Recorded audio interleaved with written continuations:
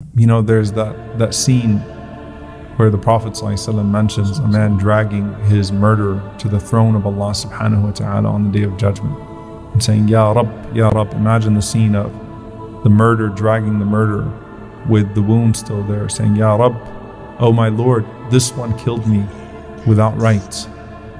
Take vengeance for me. Can you imagine Hind dragging Netanyahu? And Allah knows best, but can you imagine the oppressed dragging their tyrants?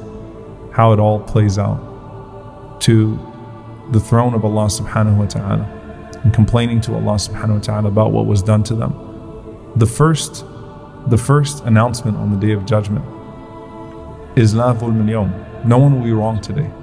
No one will be wrong today. And part of no one will be wrong today is that no one's oppression will go unaddressed, neither for the oppressed nor for the oppressor.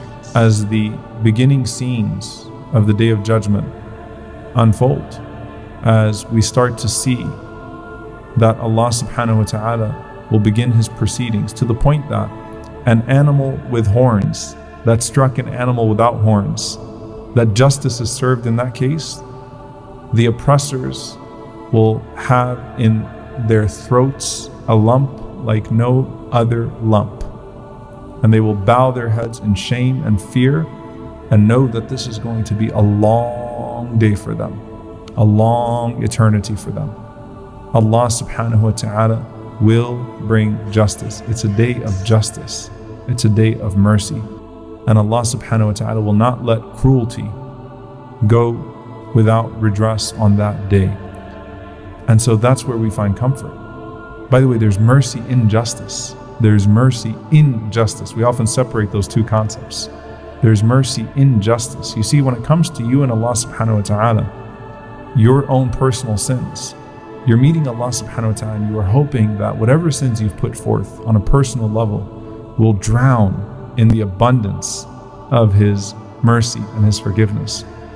But there's mercy in justice. That's between you and Allah subhanahu wa ta'ala. But to the one that's been harmed, that is now between the one who has caused the harm and the one that has been harmed. And from the mercy of Allah subhanahu wa ta'ala is that He will ensure that justice is served on behalf of the one who was wronged.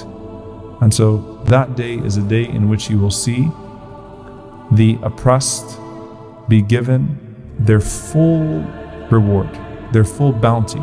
And a day where the Prophet ﷺ said that the tyrants will be like ants that the people will stomp on.